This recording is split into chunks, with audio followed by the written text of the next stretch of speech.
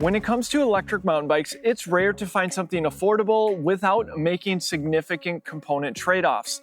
Add in full suspension and you're in for some serious sticker shock. The dream rig feels out of reach. But as a recreational mountain biker, my focus has always been on finding e-mountain bike value, a pursuit which has led me to the Polygon Siskiu T7E, an e-bike that absolutely strikes a balance between performance and price.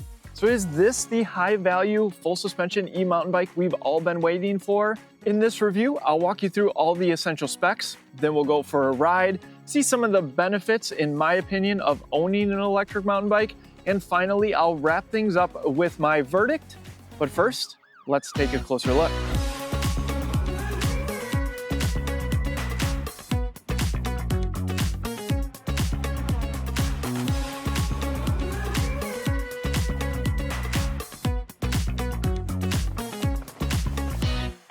Now, high level, what's fantastic about the T7E is that it still boasts a name brand Shimano EP8 motor, the same one you'll find on e-bikes that cost thousands more, with a punchy 85 Newton meters of torque. And that's paired with a 630 watt-hour battery, a capacity which strikes a good balance between giving you a solid day of riding without adding unnecessary heft. With a price of $36.99, and by the way, you can check the link in the description for up-to-date pricing, and if you decide to buy a Polygon, that link supports the channel, you have to ask yourself, how is this possible?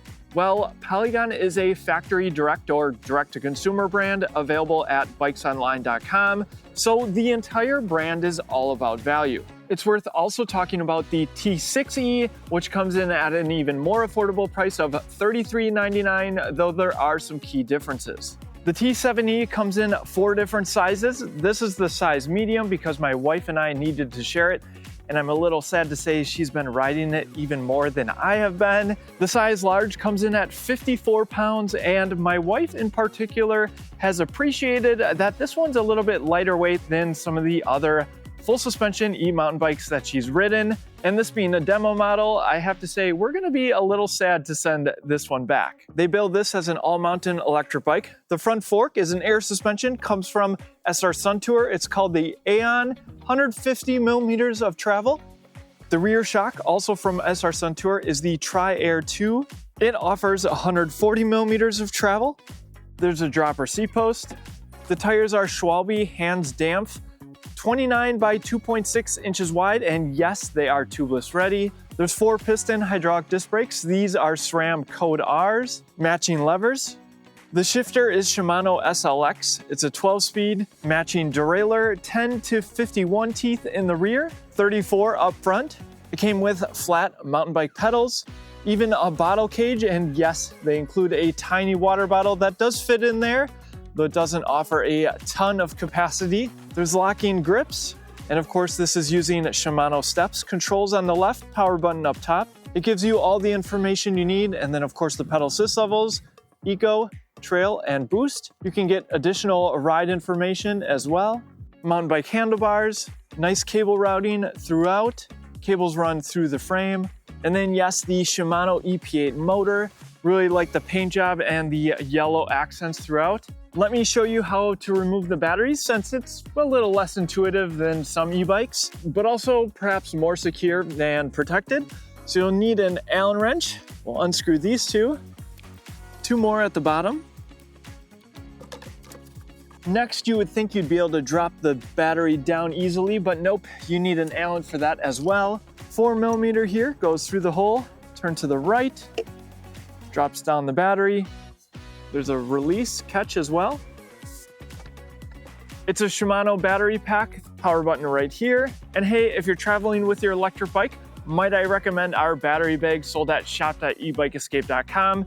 It will fit this battery perfectly, and as a bonus, it will lower the weight when you want to put it on your rack. That and other high quality electric bike accessories available at shop.ebikeescape.com. Your purchase supports the channel, so thanks. Worth noting is you'll need to charge this battery while it's in the bike. There's no port for it to connect to. This is the terminals that attaches to the bike itself, not the charger. We'll put it back in though. It comes with a 1.8 amp charger, And that's going to plug in right here as a cover. And when you're charging this bike, you want to make sure this is fully inserted. Ask me how I know. With all the specs out of the way, let's go for a ride. One of the reasons that we've been loving having this bike as of late is being able to actually ride to the trails instead of loading this bike on our vehicle. And because, of course, it's an electric bike, we can arrive to the trails with plenty of energy. Right now I'm in boost, but to be honest with you, I leave it in eco a lot when I'm on the trail. I don't need the extra power because I still want to feel like I'm in control, though I'd be lying if I didn't appreciate the assist on some of the technical climbs. It helps me do things that I wouldn't otherwise be able to do. And now we happen to live near a place where, at least for me, it's been the most fun mountain biking I've done.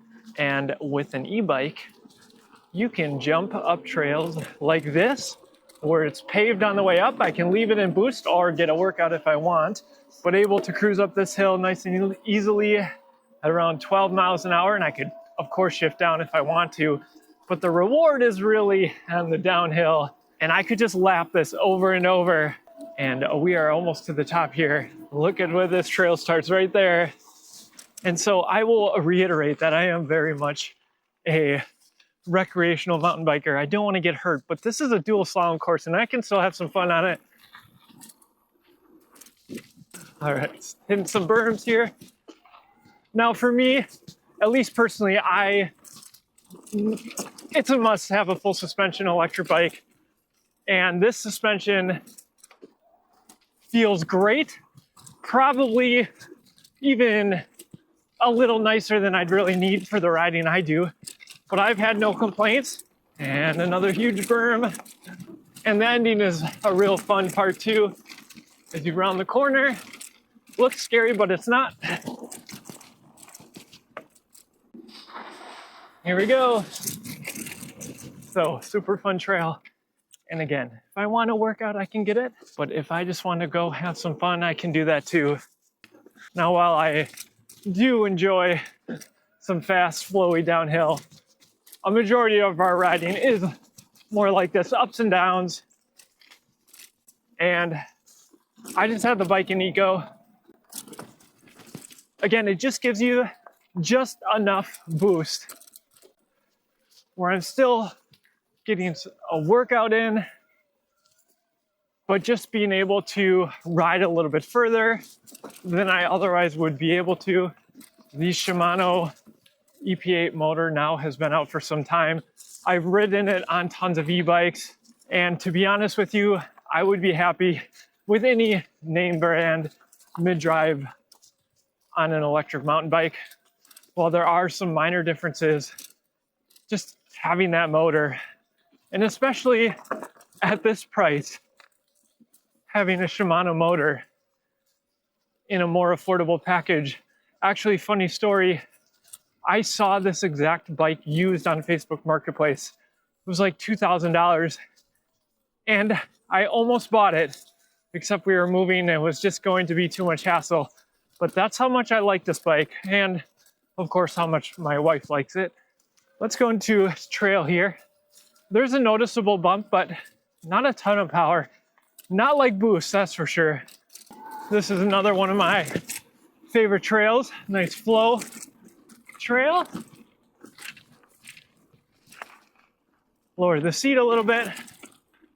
You just feel like you're on a roller coaster thanks to the bridges like this.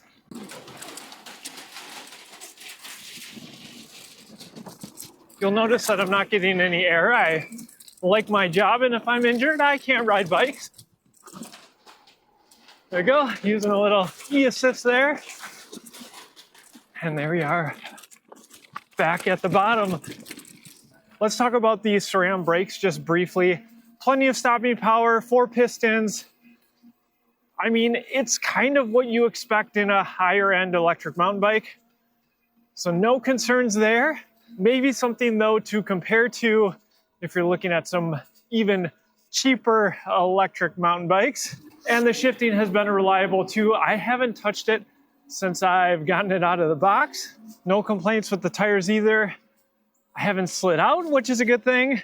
With that, let's get into some third-person riding footage. I'll give you my concluding thoughts on the Polygon Siskiu T7E.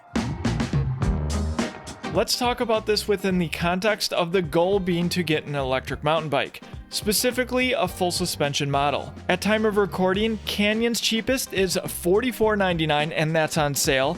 Specialized is sitting at $6,000. Trek is closing out some specific frames for $4,000, but usually you're stepping up to $5,500. Giant is $6,500 and RE bikes around $4,300. And that's just where these brands start. You can easily spend 5 figures on an electric mountain bike, and there are tons of models as you approach that $10,000 mark. I want to be clear, I have nothing against any of those brands, but if you're a value shopper like me, there are better deals to be had.